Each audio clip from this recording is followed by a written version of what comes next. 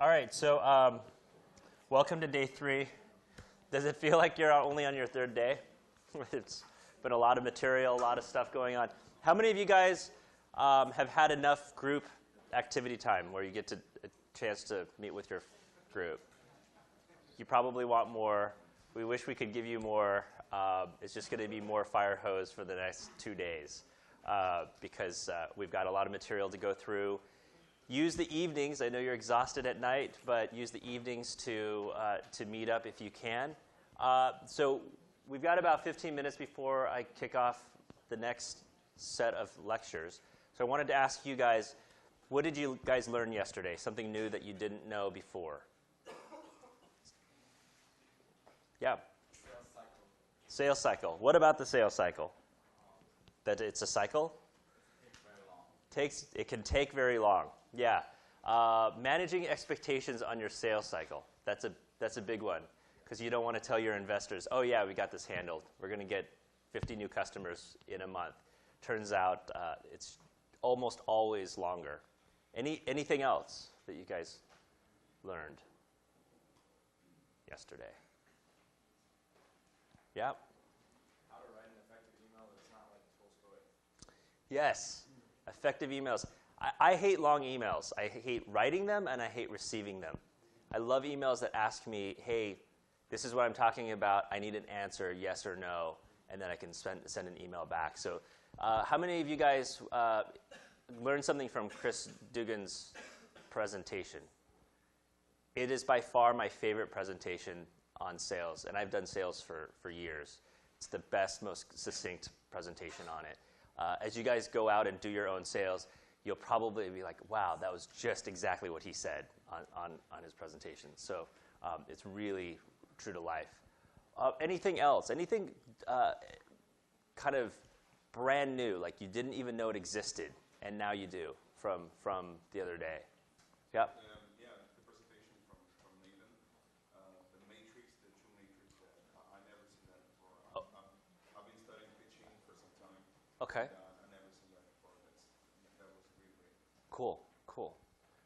All right, so anything that we haven't covered so far that you guys would want more information about? Yep. Ways to validate your customers. You want ways to validate your customers. Just saying, hey, go validate them, but maybe you showing us some tools or ways that people in the past have validated them, like happy ways. We've seen like a couple of those, like the copy person behind the vending machine. Right. I'd like to learn more about like where we see that really bad.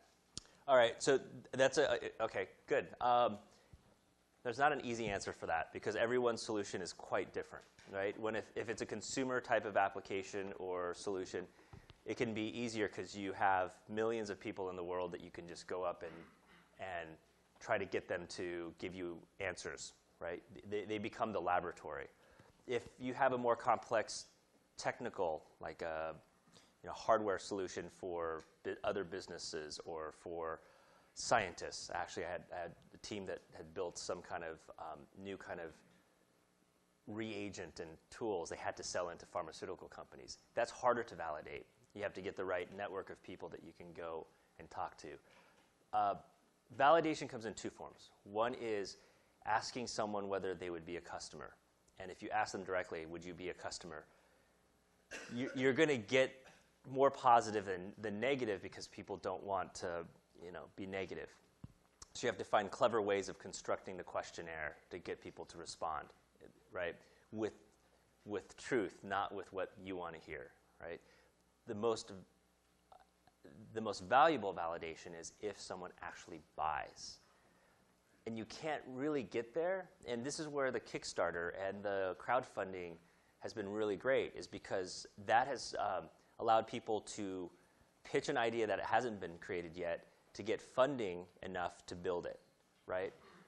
That's the challenge. If you need to validate if someone's going to buy it, you actually have to have something to sell to them. So it becomes a chicken and the egg thing. So if you have a product that a consumer can actually buy, use a Kickstarter campaign. A lot of people use that as a way of validating whether or not there's a market. You pitch it, see if you can raise $500,000 or $100,000. That should be indication to you that there's a market because you've been able to effectively sell a product that doesn't exist yet, right? So those are some tools that people use, but it's like being a detective. You have to construct your own tests. You have to construct your own kind of litmus test to understand whether something is true or not, right? It's really, yeah, it's being a scientist or detective. Like an experiment design workshop. So you would like something that would be Some way where we can like kind of build our own thing and then have feedback from mentors. Like, okay, interesting. $50 Google AdWords campaign. That's actually, yeah. Doing this overnight, and we come in the morning and we like, what did we learn? Like, oh wow, our MVP is completely wrong for the target market. That's a great idea. Yeah. There's an idea that I think we were trying to convey in part with the Dr. John's case about validation, and I'm not sure that it came through, so maybe we could try re-emphasizing it, which is this idea of taking excuses away.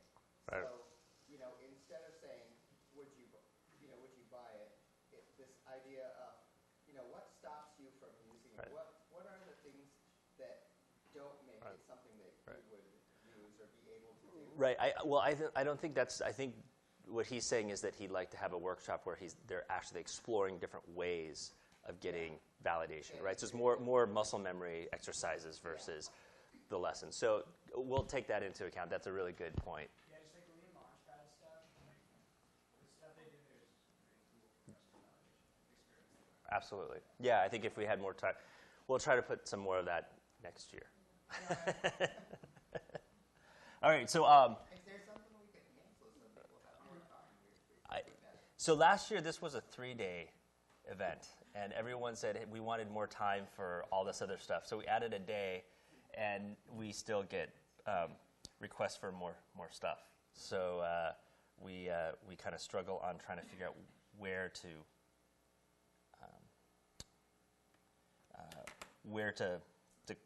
draw the line. I'm wondering why this. Hold on one second. I'm not sure this is the right deck. Okay, this is the right deck.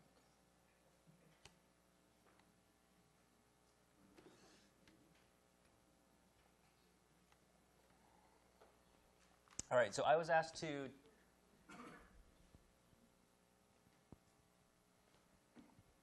Wow, that's kind of scary.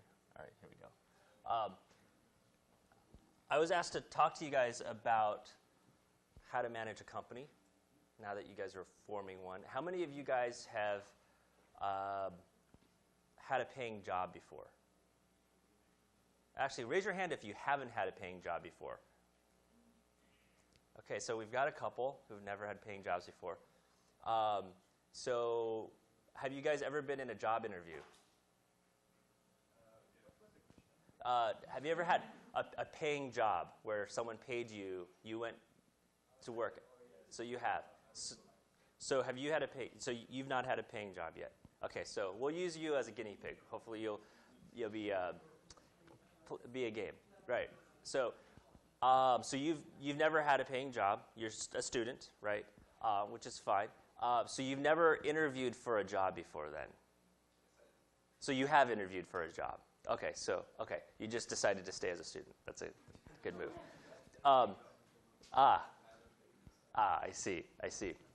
All right, so if you guys are going to start a startup, one of the first things you're going to have to do is interview people to join your startup.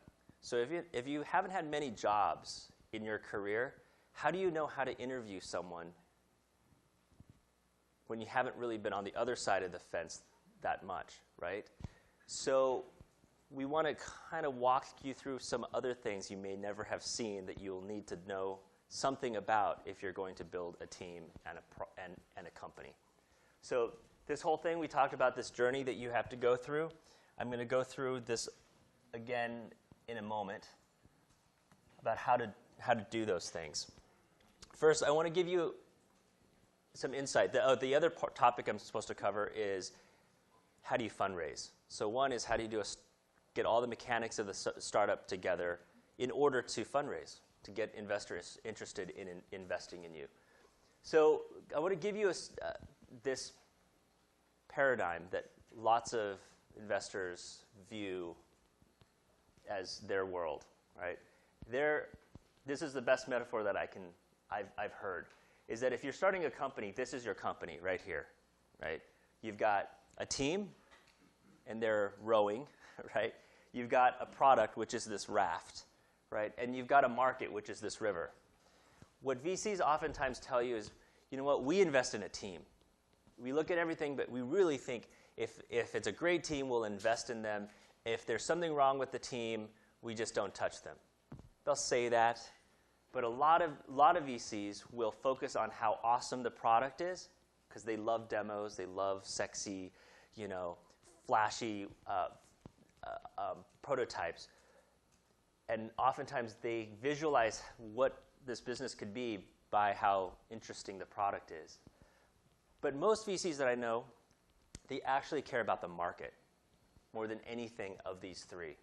And what that means is that, and this is the analogy they gave me, is that, hey, if this team doesn't work out, I just get new rowers. Just get rid of these guys and get new rowers. If the product doesn't really work out, I can just get rid of the raft and build a new boat, right? But if there's no river, I can't just conjure up a river, right? I can't just make water appear. And so they really want to see a market in place in some way, and that there's trends, there's growth in this market for them to want to invest, right? And I've only seen one company, recent company, that they invested in the team knowing that both the market and the product kind of sucked, and that was Groupon. I mean, there's a case study about how they started with a really dumb idea, and they pivoted into Groupon. And the investor invested in them specifically because the team was so great, right? So think about this. As you guys build this, you guys are really, right now, focusing on the product. We threw you guys together to create early teams, but it's this market. If you don't really know if there's a market for people to buy this, you're not going to find an investor. But with that said, all three of these things have to connect together, click together in your story as you pitch tomorrow. All these things need to click nicely together for someone to say, wow, I want to invest in that, right? I know what we did here was throw you guys together and had you guys whiteboard out what are great ideas for you guys to build in 4 days. And that's unfair. 4 days is not enough time to do all that stuff. But we wanted to give you a real-life experience of how to do that. But to give you a sense of where real startups come from is these experiences, right? There may be a team out of this group that starts a company. I've had, in most of the hackathons and events like this I've been a part of, there's at least been one team that's spun out and gotten angel money. So you never know where inspiration occurs. But there's three models of startup formation. One is you're just hanging out on campus and you have friends or you have colleagues or peers that you spend a lot of time with. And in talking to them, you're like, hey, I'd love to start something with you because I think it would be fun to start a company. And a lot of these teams emerge from this kind of activity, just hanging out with people that you know, right? Another way that startups form is through what we call research-centric. So lots of labs on campus. Many of you guys are parts of labs. We have several PhDs and postdocs who have been innovating and discovering new things. They don't really know how to apply that yet because they've been focused on the discovery aspect, and now they're looking to commercialize. And that's an art as much as it is a science. But that is, many famous startups have come out this way. Look at Google, inventing an algorithm and finding a way to apply it, right? Then there's a third model, which is what you guys are in right now, right? This what I talked about, just being in these competitions, these hackathons, these events. It's a pressure cooker. You're forced to meet new people. You don't know these people. Maybe you don't even speak the same language. Some people are from different countries. And through just being forced to do this, amazing things emerge. So there's three different models. If you're wanting to do a startup, I suggest all three. Immersing yourself in all three of those communities, meeting researchers, going to hackathons, and then talking to people about ideas that you have. Eventually something bubbles up. But when it comes to taking those early stage conversations and turning them into a business, these are the four things you need to prove that you can do. You need to prove that you can hire and fire intelligently, that you can fundraise and convince investors to join your team, that you can acquire customers, and that you can manage that team that you've hired. I have teams that really suck at this. They've raised over $1 million because they're amazing fundraisers, but they keep losing people. They keep churning through co-founders. And I have one team, they've churned through 3 co-founders. I don't consider that co-founders. If you've given someone so much stock that they should be a co-founder, but they decide to leave because they're so miserable, something else is wrong, right? So you have to be able to do all 4 of these things. Seems pretty impossible to do, but it's actually, I'll walk you guys through how you could do this. The first thing is managing your team, right? I don't know why that one is green, but, right? So first, you've got an idea, an invention like you have in this class, right? You've come up with something. You now have a team, right? You now have an MVP. Now what? How do you get your team from just being the small 2 or 3 person shop to maybe 5-person shop and build the business, right? Well, I want to start by telling you about the story of my company, my last company that I started, my first company that I started. So we formed a team, like everyone kind of, hey, I would love to start a company with you. You're technically brilliant. I think I can sell it. Let's work on this project together. So we incorporated the company. My co-founder, by the way, at the time was German, and I learned not the German language, but the German culture. The German culture is a culture of precision, and if you want to do it right, everything takes 1.5 years to build. So I had to find a way to get us to build things much faster. So that was one of our challenges. We incorporated, and we're going great. I'm like, okay, we have 1.5 years to build something, because you told me it's going to take 1.5 years. But about 6 months in, we're running out of cash. Okay, 6 months. We're here, and I look at the cash, and it looks like we're 2 months away from having no money, right? Guess what happens after that? We launch our version 1. Even though it's going to be 1.5 years, suddenly, facing a cash crunch, our version 1 is totally ready, right? We're like, oh, we have to launch. So, yes? Where did you get your first sum of cash? It was all, well, we were kind of lucky. We had an angel investor that wanted to invest in us, having known us for a while. And so we got just a little bit of cash to see what we can do with that. But also the other thing was my co-founder had a prototype. And what we did with the first set of money is to take that prototype and make it commercialized, right? So we launched V1 facing this cash crunch. And miraculously, having launched our version 1, we raised an angel round, about $600,000, okay? And so we're like, great, we got this great infusion of cash. We're going to build more. We promised our investors, so we're going to add all these features, and we're going to get these customers, right? And we're plugging along. And then I look at the bank account, and I see I've got 2 months' worth of cash left, right? Guess what happens right after that? Amazing, right? V2 miraculously is super ready to go into market, right?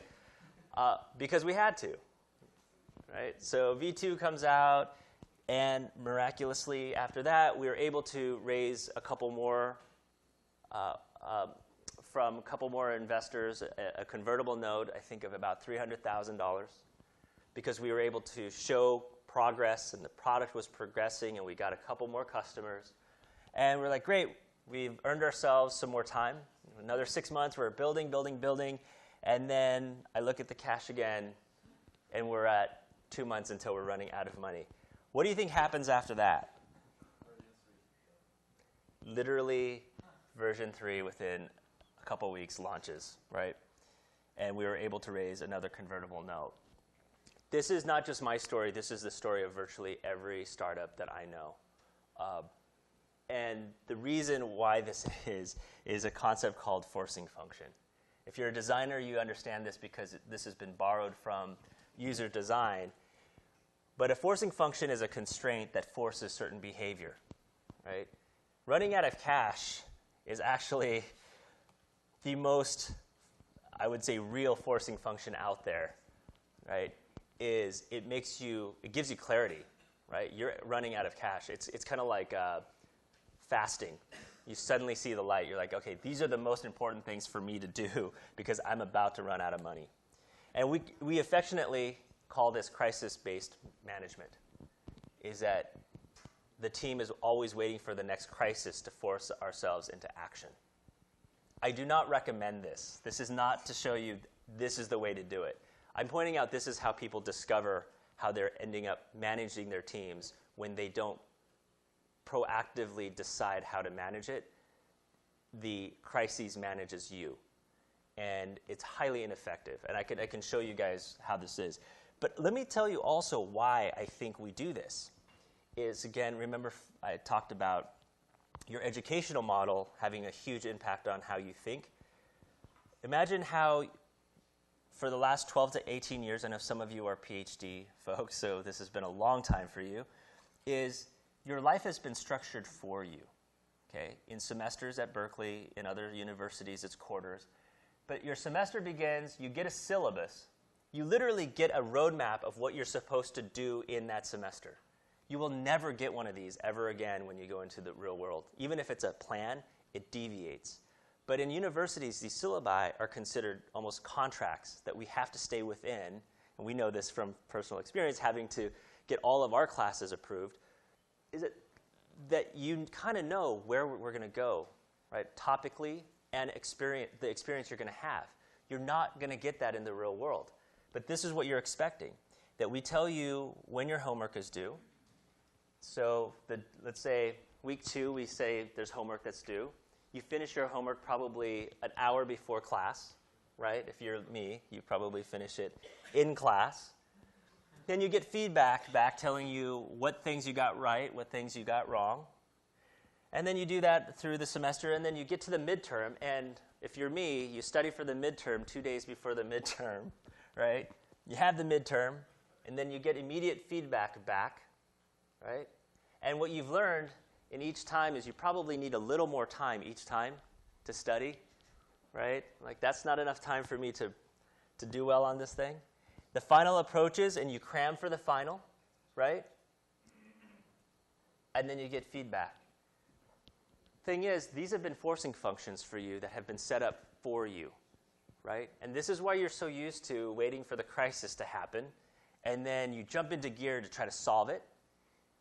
You get the A, so you don't really learn from this experience that you should probably not cram because somehow cramming in your mind has helped you. I know that was my super philosophy. I thought that cramming was my thing.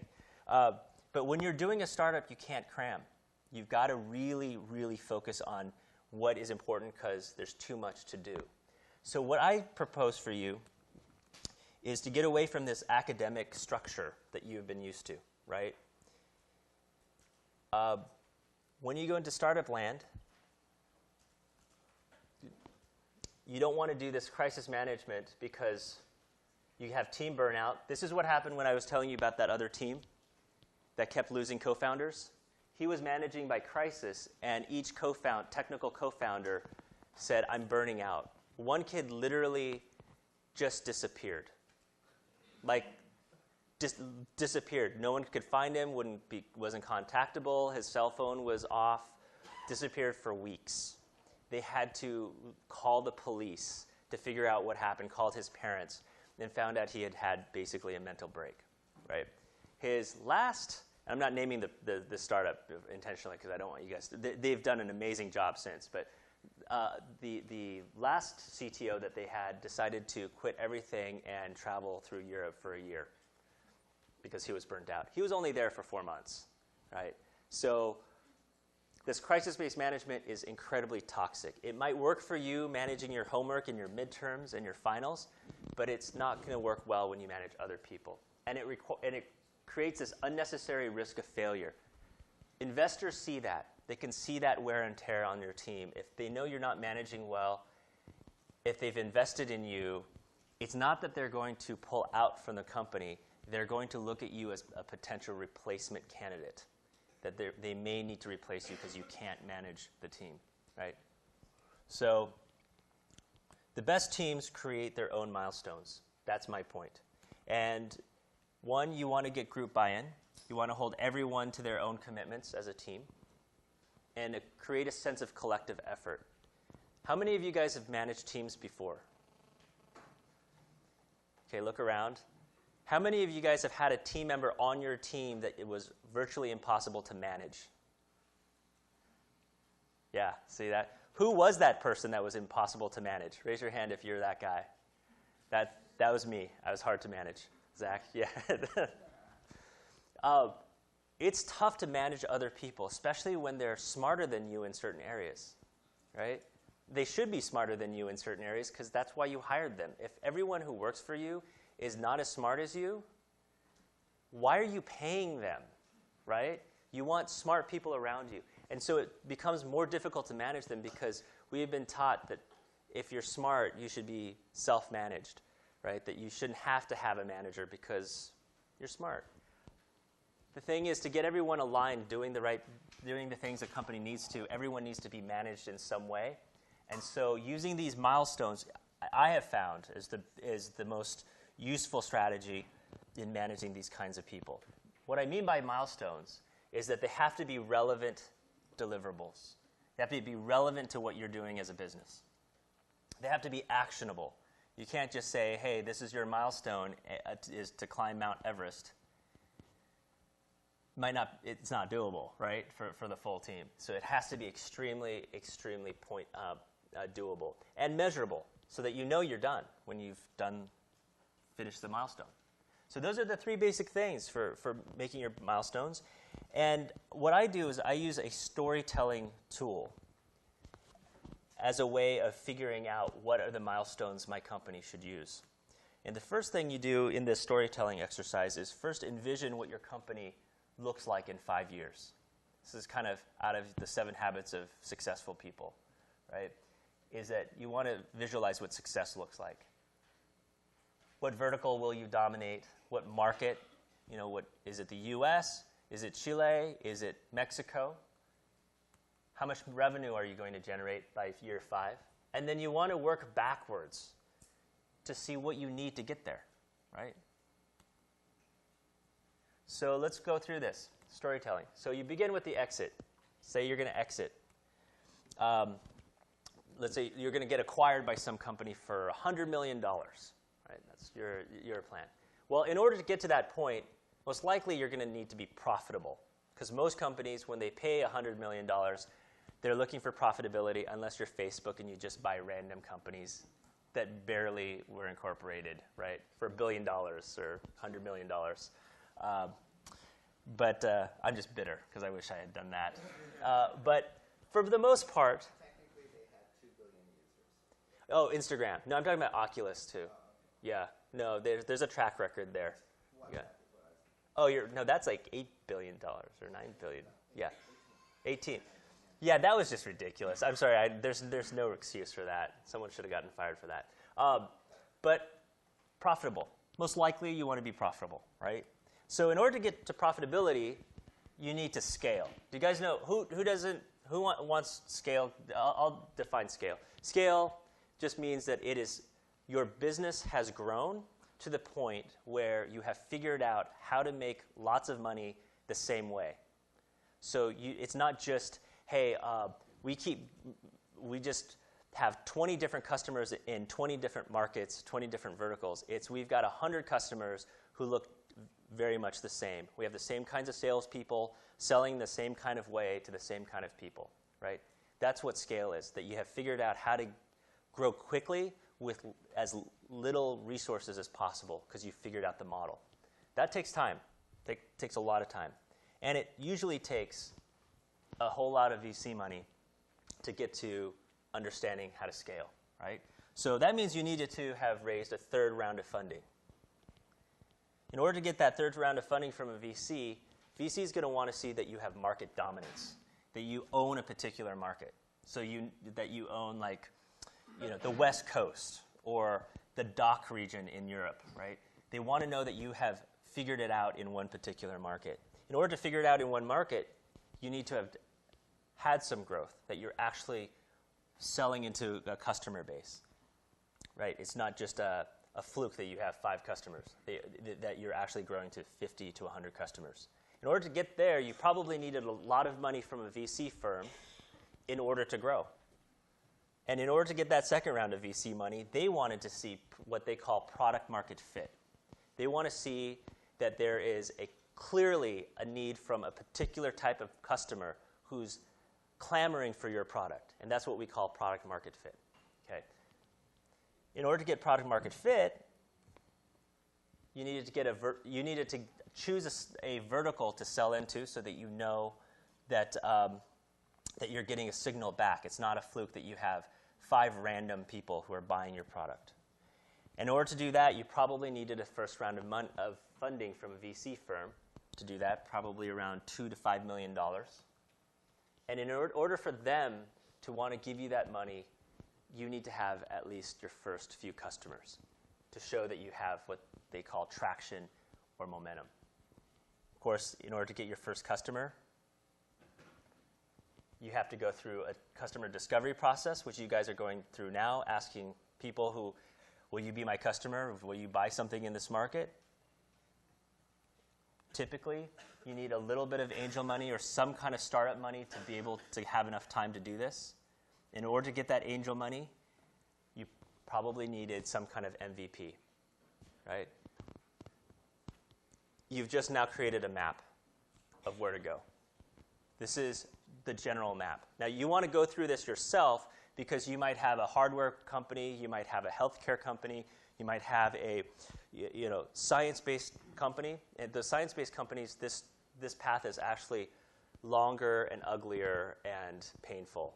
It's like a Tolstoy book. So I know some of you guys are working on science-based journeys. It's really tough. In science-based journeys, research-based centric journeys, there's a thing called the Valley of Death, affectionately known as the Valley of Death. It is where science and research-based solutions, they get federal money and grants from nonprofits to do the research. But once you publish and it's proven science that, yes, we have some results here that say something is true and something is not true, the government stops funding it because they're like, okay, now it's the VC and the investor community that should fund it.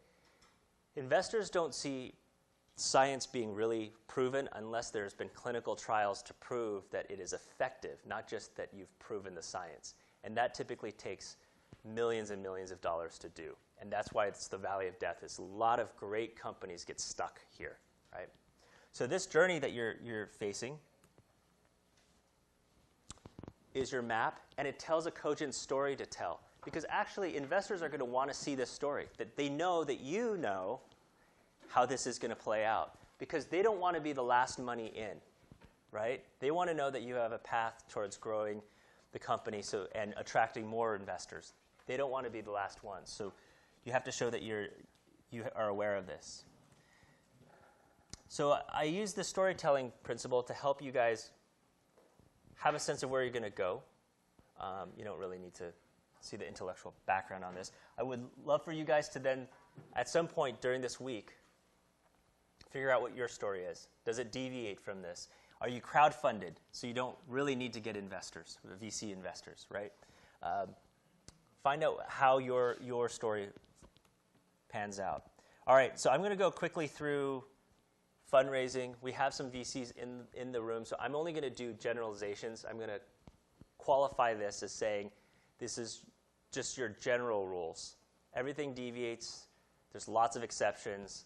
I just want to give you some, I would say middle-of-the-curve rules and experiences that I have had in fundraising. The first thing about fundraising is you have these kind of interesting terms. You'll hear the term hygiene factor. You'll hear the terms, is there any hair on the deal? How many of you guys have heard this term, hair on the deal, before? Yeah, so some of you, yeah. It's as ugly as it sounds, right? And what we call the big mo. With hygiene factors, I'll go a little into, actually, I'll tell you about the no hair on the deal first. Every company has skeletons in the closet. You know, your first co-founder, like the Beatles, when they started out, they had another guy, no one knows who he is, right? He's gone, right? When it's a band, it doesn't matter, but in a startup, it's a signal that you might not be making good decisions, right? So VCs want to know who has stock in your company. And if you have like 5 people who are no longer associated with the company, but they were all co-founders at some point, and they own significant shares of the company, that creates lots of problems because now they have voting rights. They could kill any deal with a VC firm that wants to invest money because VCs typically want to change the terms of the stock that's already issued, and then those old people who have stock have to agree to change those rules. So they can stop deals completely. And that's what we call hair. And so when a VC comes in and they say, let me look at due diligence and look at the back of all of your financials and sees, wow, there's 5 people, each of them owns about 1 or 2%, and they all have the rights to say no to any VC deal that comes along. We can't invest in this because if they say yes to our deal, but later on we bring in new VCs because you need more money, they could hold the entire company at ransom and say, we're not going to say yes to this deal unless you give us an early exit out of our ownership or something like that. So that's just one example of hair. You'll have lots of different examples. There's one, we ran into this one. We gave one of our customers, Pepsi, an exclusivity. And we thought it would be okay. I mean, it was just a very light exclusivity. It said that we will build a couple new elements for Pepsi so that they would deploy it to their employees. But in the contract, it said that we could not use the same code that we use for Pepsi for Coke. We could literally not sell to Coke the things that we had built for Pepsi. They wanted that in the contract. Literally the words Coca-Cola Company in the contract with Pepsi. Weird, right? Like, kind of a little too competitive. But we were like, fine, we're not going to, you guys want this really esoteric stuff for just your employees. We're never going to give it to Coke. Well, that almost killed our deal with our VC firm because they read that as we gave Pepsi an exclusivity. And their pitch was, no, it's not really us. We get this, but if you need to raise more money from another set of VCs, we don't want them to freak out. So a lot of what VCs do is they want to make sure that you are going to be a clean deal for the next group of people to come in because they don't, again, want to be the last VCs into the deal, right? So this whole no hair is incredibly important. It's impossible to have no hair on the deal. So you just have to mitigate it and help clean it up as much as possible. So a couple things on financial literacy. They want to know that you understand your own business. And it's not just the product that's your business. Your business is how you make money, right? And so they want to know that you understand your financial needs. If you go to a VC firm and say, hey, we only need to raise $1 million, but it's clear you need $5 or $6 million just to operate your company, they're not going to take you seriously, right? They really want to know if you understand your capital needs.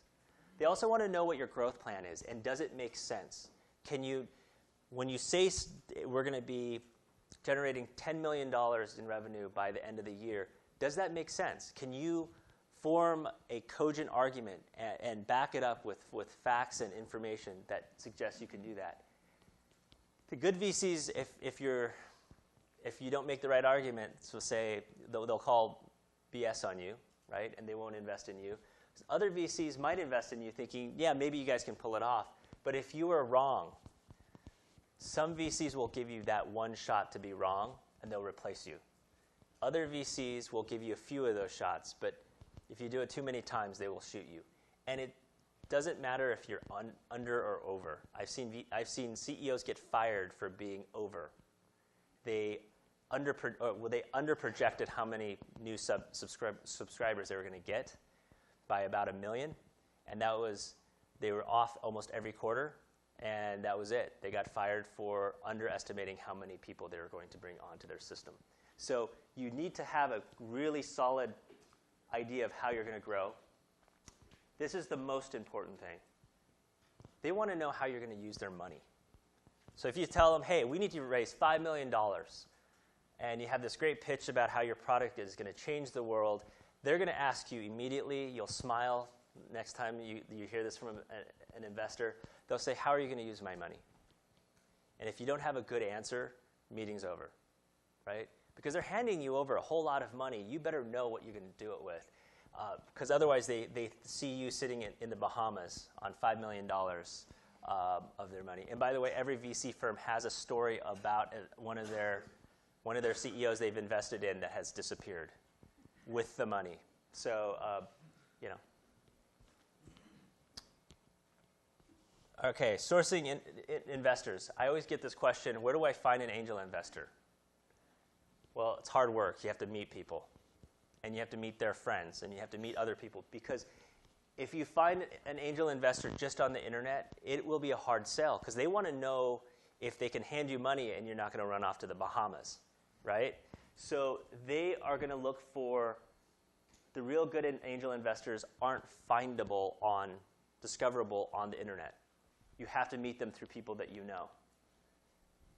And I've got a network of angels, but I don't introduce them to people unless I really have gotten to know the company, because most of the angels that I work with, when I introduce them to a company, they almost always invest because I'm always selective. Because I would like at some point to raise money again for another startup. So I'm not going to introduce someone to an angel that I want to raise money from unless I know they're going to do well, right? So this is the same thing with, as you guys network with people in the Valley, make sure you build really good, honest relationships with them, because if they introduce you to an angel that they know, there's a higher likelihood they will invest in you because of the quality of the relationship, right? And a note about crowdfunding, this is a great way to validate, like we were talking about earlier, and create momentum, which is a key element, right? Lots of investors love ideas, but they don't want to be the first one in. Very few will say, hey, we want to be the first one in. And you'll hear a lot of times, hey, if you find another investor, a lead investor, we'll give you 100,000 or $1 million. All right, so qualifying your investor. These are your early stage investors. Typically, they're called convertible notes because you don't want to, it's not enough money to do a formal round. If you do a formal round, like what we call a Series A, it will cost anywhere between $10,000 to $40,000 in legal fees just to get the paperwork through. Okay?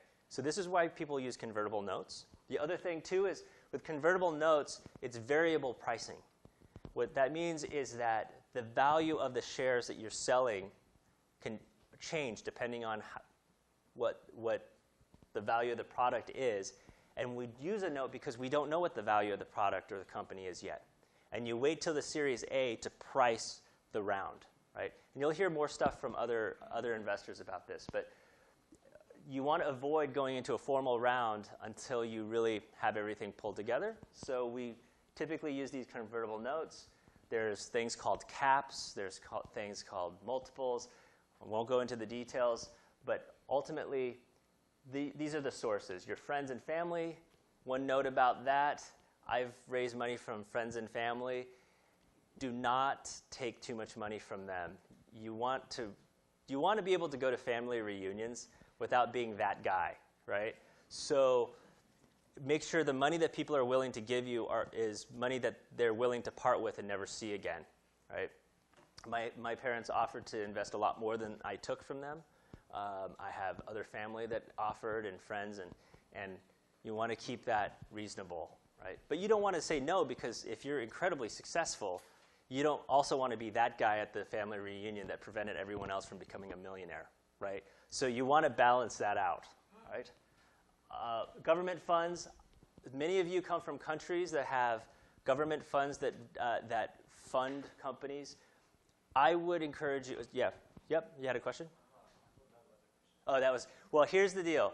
There's a whole concept called grantpreneur. In Ireland, they have this whole, because Ireland gives so much money for companies to start. Germany does as well, up to $500,000. It's called grantpreneur. The problem is it socializes you into believing that money is free. and I work with lots of German companies where this is a problem. They've gotten to a point where they're, $4 to $5 million company. They've only raised money through government funds. You don't have to pay the government funds back, and it's basically free money. It's not an investor. They literally give you the money. They come to the Valley, they want to grow, and what happens is they meet a VC who's excited to invest, and they give them a term sheet, and the CEO is like, I'm sorry, you want a third of my company? Like, what do you mean? I've never had to give anything for money. So they go back to Germany and they stay a small company because they refuse to give any ownership to anyone else. So a lot of these governments are moving away from this grant-entrepreneur model because it's not creating large companies. It's creating these small companies that are staying local. So I would discourage you from just focusing on government funds.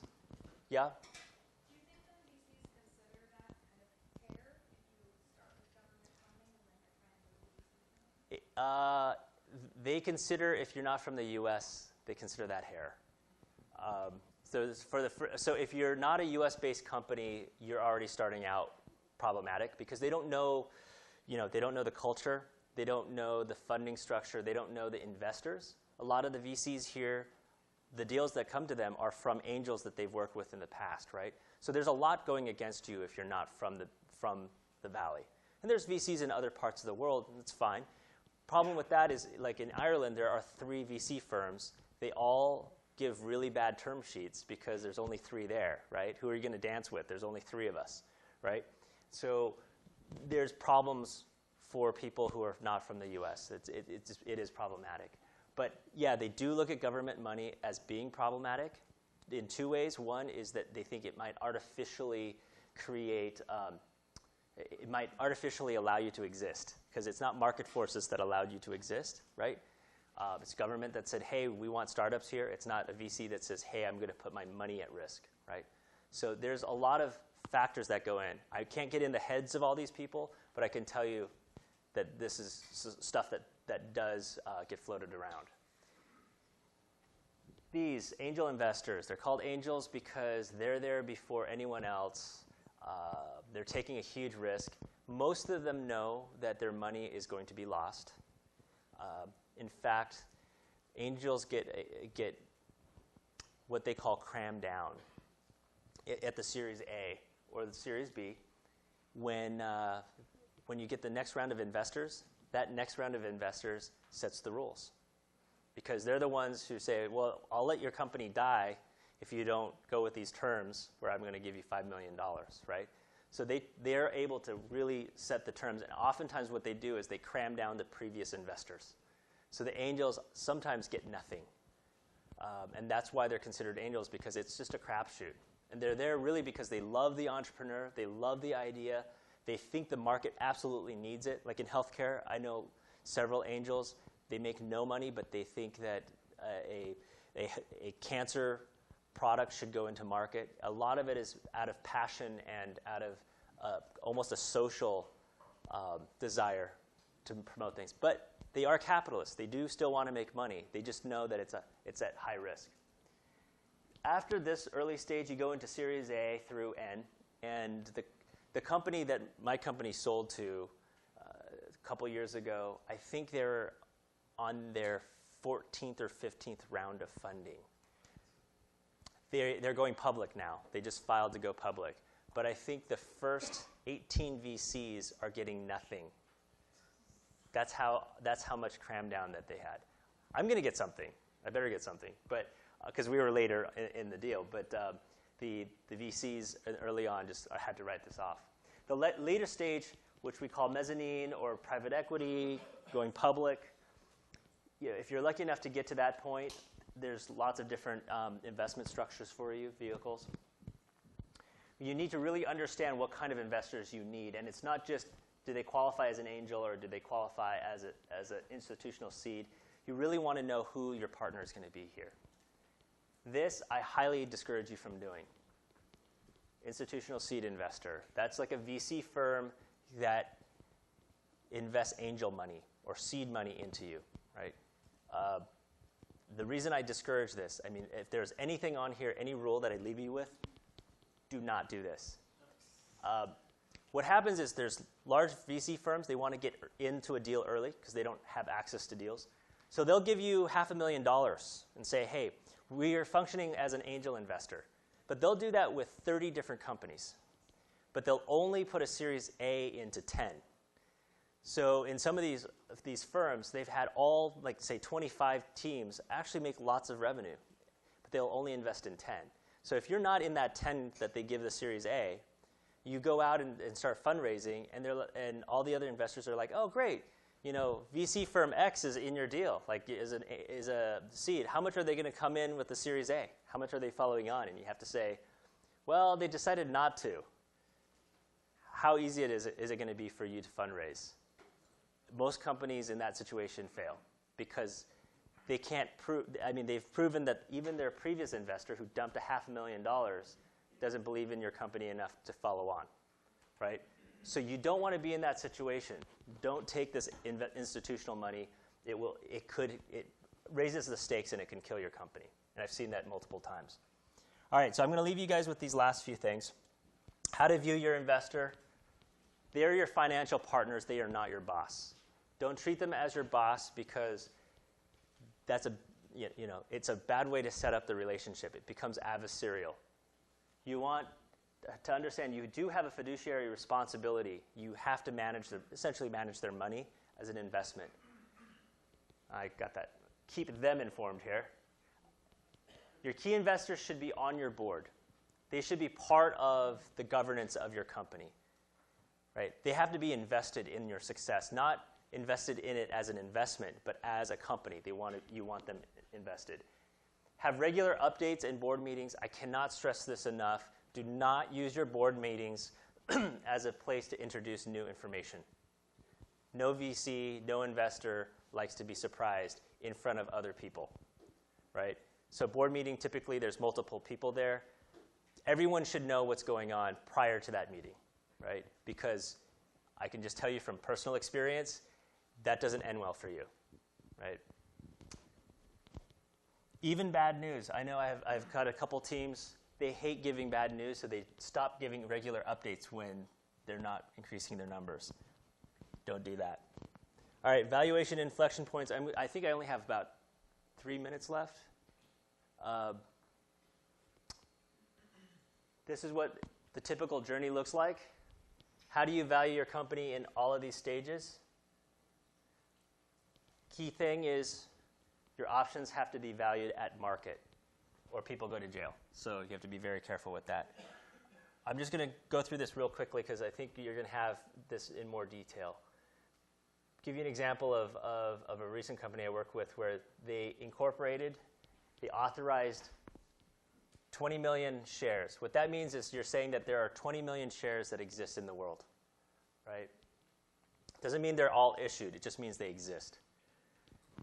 When they formed their company, they had 3 co-founders, and they gave each co-founder $2 million, or 2 million shares. Seems like a lot, but that's what they started with.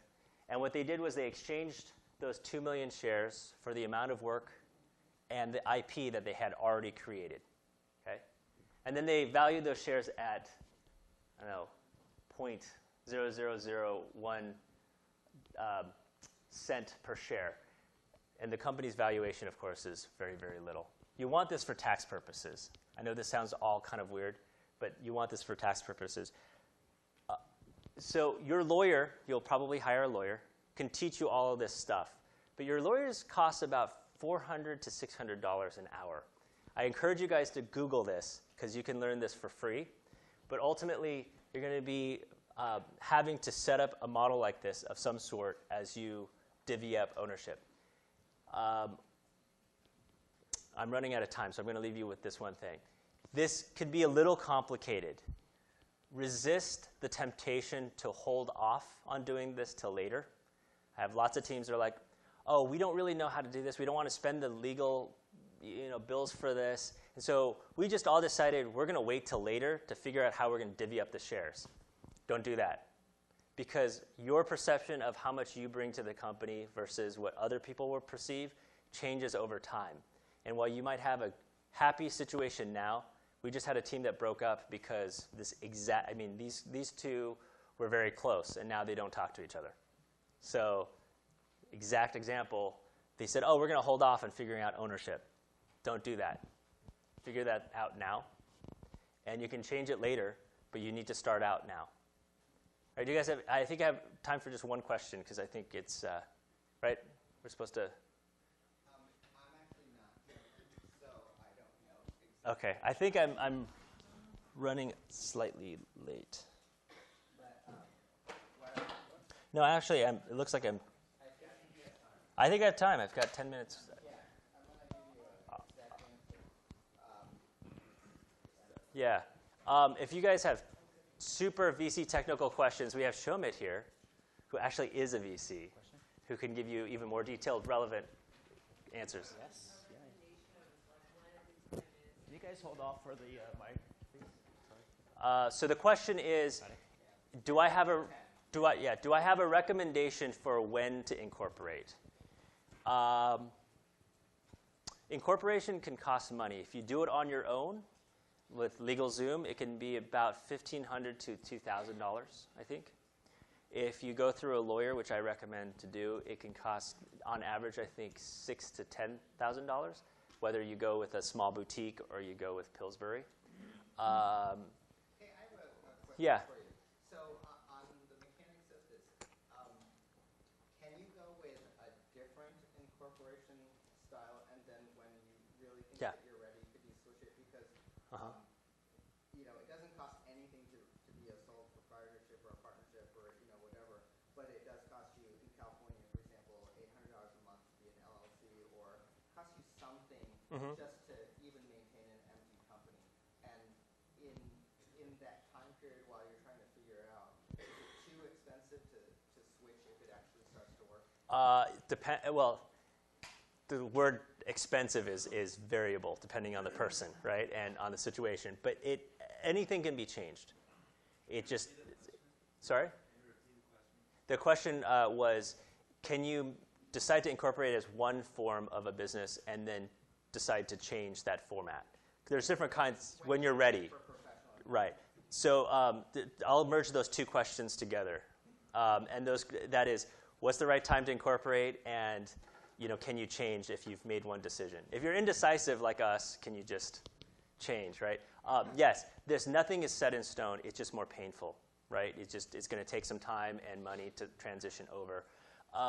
There are different kinds of businesses. There's something called a C Corp, right? Apparently those are people, so they have rights that some of you guys actually don't have. But they are, it's a corporation. There's something called an S Corp. It's a sole proprietorship, right? And there's something called an LLP and an LLC, limited liability partnership and limited liability corporation. All of these are for tax purposes, right? It's really how you're going to treat your taxes. And for a long time, the US at least, really wanted to help small companies. So that's why these LLCs and these sole proprietorships have special rules. They have kind of, in terms of tax treatment, it's very preferable to you, because if you're the sole proprietor, you don't get taxed at heavy corporate taxes, right? The challenge is sharing ownership when you have like a sole proprietorship or partnership. So if you're going to get VC funding, I don't know many companies that are not C Corps that have VC money, right?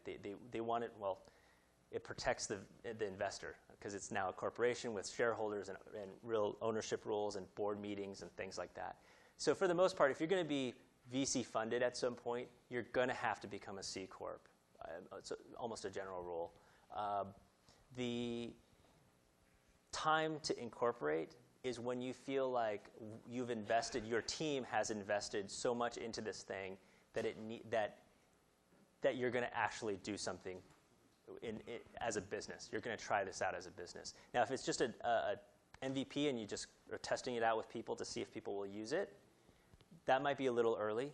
But if you have spent $10,000 on a design team and you've built a version and now you have 100,000 users on the system, that you probably want to start protecting things. And so that's when you definitely want to be incorporated. So you'll have this feeling, you're like, what, we've put in way too much work here. Looks like this has got some momentum that's beyond us. We better incorporate this so we all understand whose ownership stake and how we manage the business, not just this is a project, right? It's hard to answer. I mean, it's just got a feeling. Yes? Can you explain me better, how does the convertible note work? Who has the right to buy back? What is? Yeah, we've got both Showman and Ravi coming, so, and I think they're going to cover, you guys cover some of that? Okay, so during his talk, he'll cover that.